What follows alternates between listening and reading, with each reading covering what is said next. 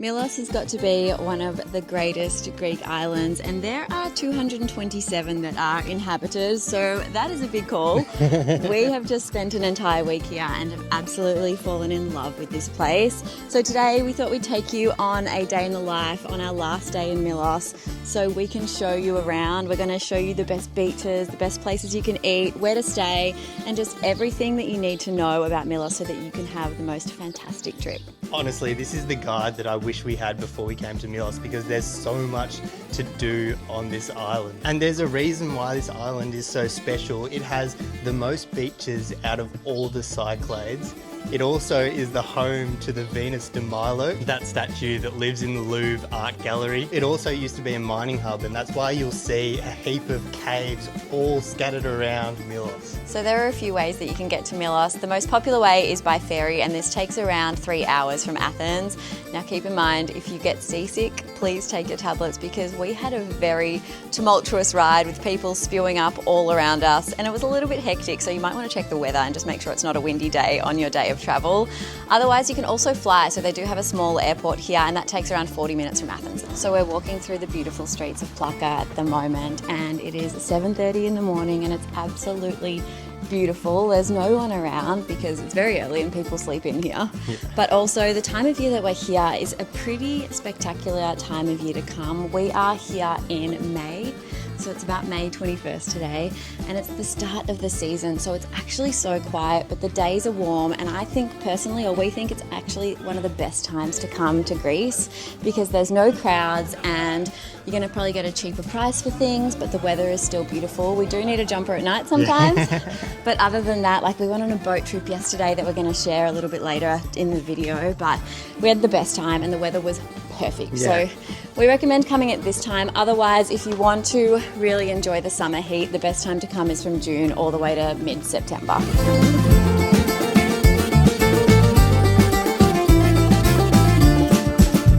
So we are starting our morning off the way that we always love to, and we found a cute little coffee shop here in Plaka, and it is open early, like 6:37 a.m, which we love.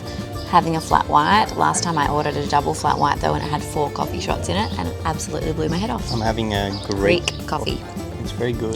Very, very cute, and we highly recommend. They've also got good souvlakis here too. And one other reason why you need to come here is because the guy who runs this is an absolute legend. So lovely. He'll remember you, your coffee order, and he'll have a laugh with you, which is perfect. We've actually met some of the nicest people here in Milos. Our boat guy yesterday was lovely. The souvlaki guy was lovely. So we've got a lot of good recommendations. Yeah.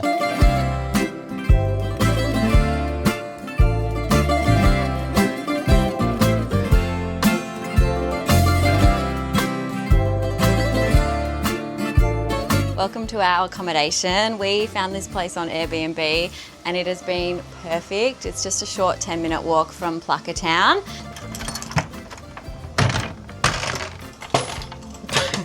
So come on in, quick little tour. So we have a kitchen here with everything you need. We've actually done a lot of cooking whilst we've been here as well, which has been great.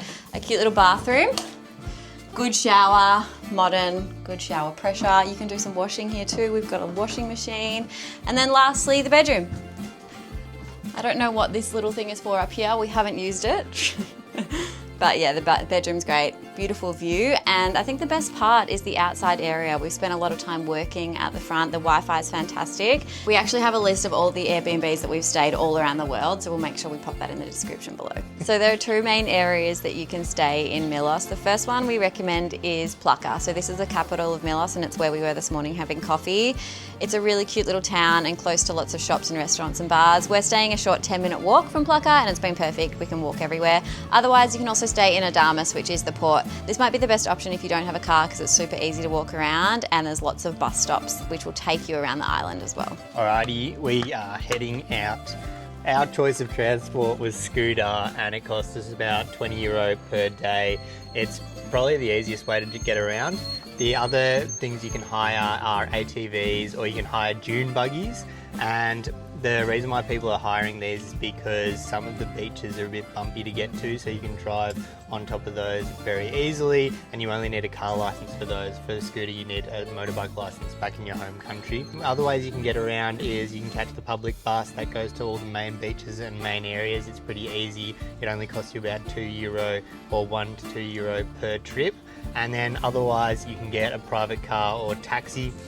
They have their own app, Milos Taxis. We haven't used it. Apparently it works very well, so give that a try. This is our little bike. How cute is it? How fun. We also got it from We Will, and they were fantastic. The guy was so lovely. So our first stop is a 9-minute drive.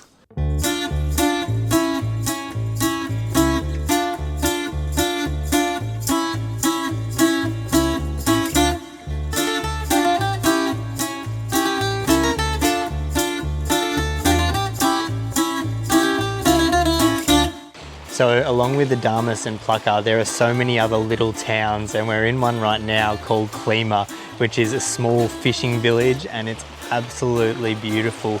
You can come here and spend a couple of hours exploring, having a look at all the colourful houses and everything, and you'll see in these videos I'm going to put over the top how cute it really is. Something that could be really cute while you're here is to head to the grocery store and pick up some fresh bread, some fresh tomatoes, some delicious dip and cheese, and then bring it down to one of these beautiful fishing villages, hang out for the day, go swimming and enjoy your lunch by this beautiful, beautiful water.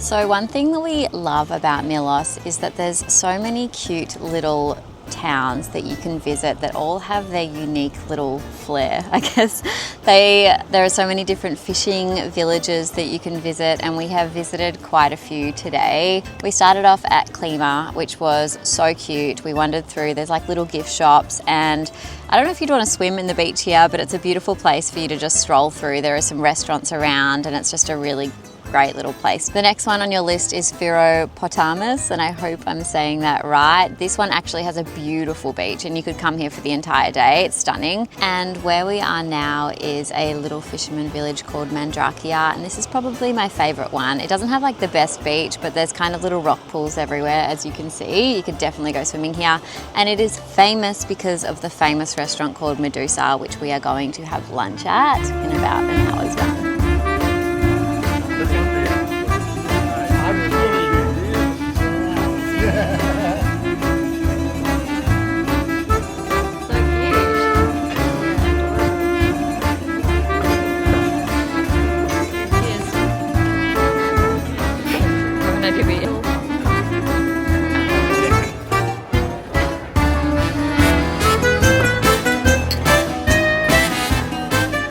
We're at this place called Medusa right now, and it's supposed to be the best octopus on the island.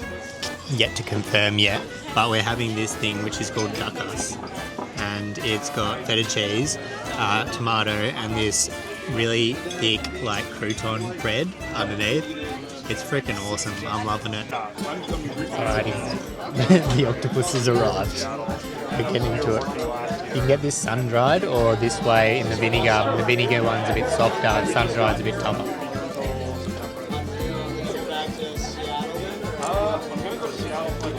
It's worth the hype. Best octopus I've ever had. Oh, that's a big ball. And then zucchini balls.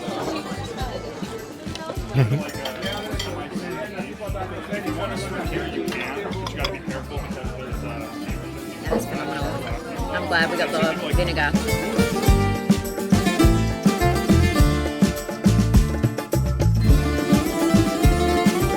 Now we're just walking through Mandrakia, and actually we just realised that this place is quite big and it does have a beach. So we're just going to head across the beach because I think Abby wants to get in the water and have a swim. Although the water is actually freezing. But I kind of like it. It's so refreshing, honestly. It is a funny walk because it's all these places are built into the cliffs, into the rocks. They're kind of like caves. Look at this. This is where the beach is. Quite cute. A little cove. Now we could go there, but actually I think we're going to go check out one called Polonia because we've heard some really great things about this beach, and then we can get a bit wet.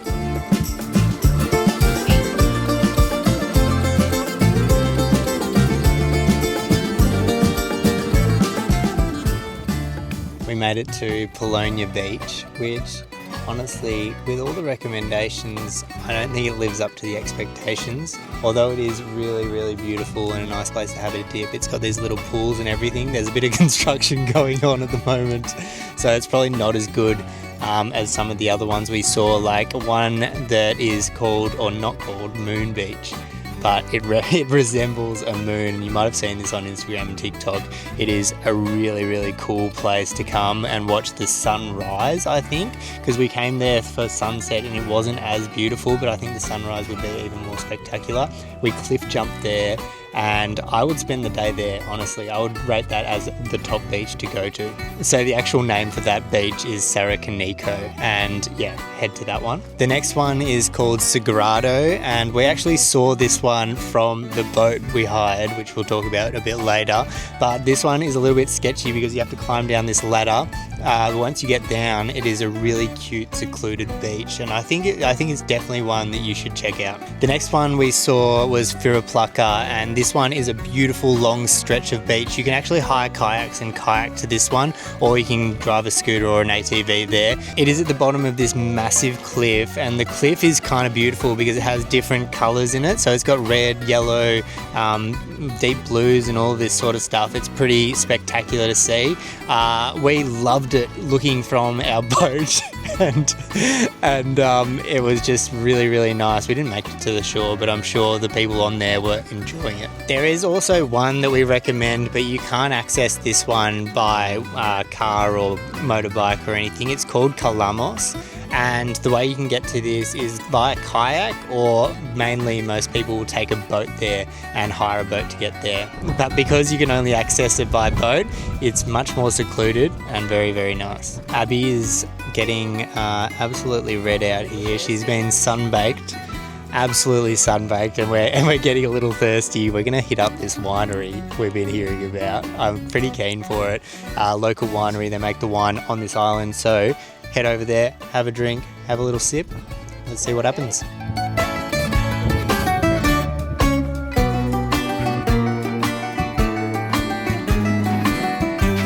So we are at Kostantakis Winery, which is the only winery here in Milos, and they actually don't export any of their wines. It's all made locally, and then they just give it locally around the island, which is really cool.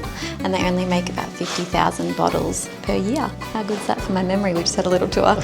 But this is the cellar down below. We're actually in a cave, and this is where they lock you up if you've had too many vinos after your wine tasting, which we're about to have in a second. That's scary. Really scary.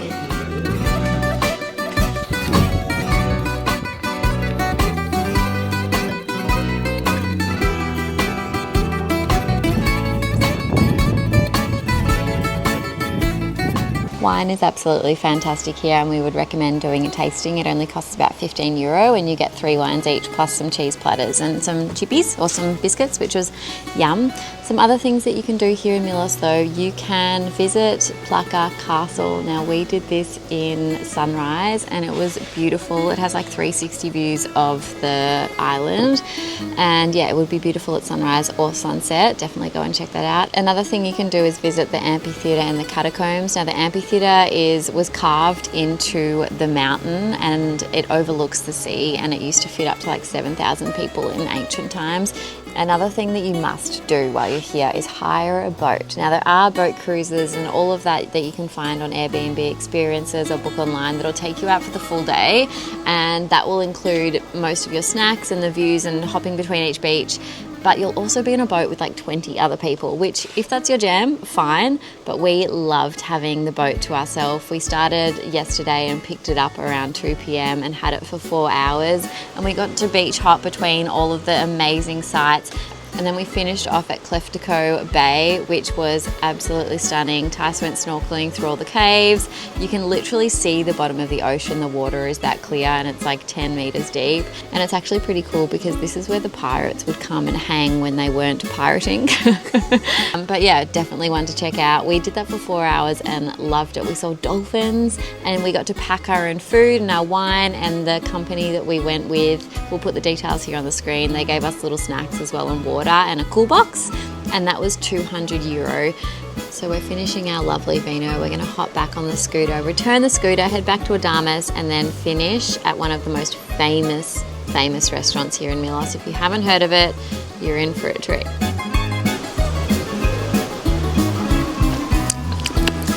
Yeah, that's a good one.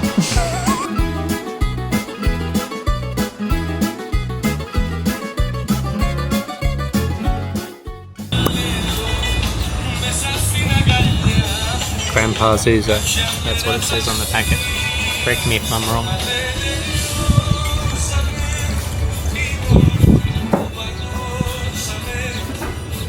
Fantastic.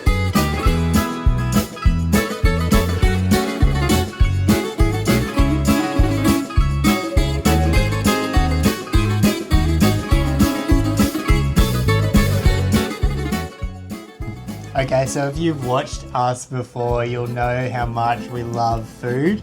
Massive part of our travel. Massive part of our travel, and how we like a couple of drinks here and there, usually in front of a sunset, right? Absolutely. So we want to give you our full list because we went to a fair few of them here. So the first one that you have to do is Ohamos. It is outstanding. We went tonight and it does not disappoint. We ordered the saganaki with fried omelette, and it was one of the most amazing combos that we've never known that we've ever needed, and it was fantastic. Then what else do we have? We had the lamb and we had the pig. It's a family-run restaurant and all of the menus are actually handwritten, and usually in peak time you have to wait up to like 2 hours to get a spot, but we didn't have to wait at all. It's quite a big restaurant, so if you're here in like May or even September, you can probably walk straight in. Otherwise, go early, maybe get a takeaway cocktail, enjoy the beach before your dinner. Then the other one we went to today was Medusa, and we said that before. Octopus there, must go. Amazing. Right?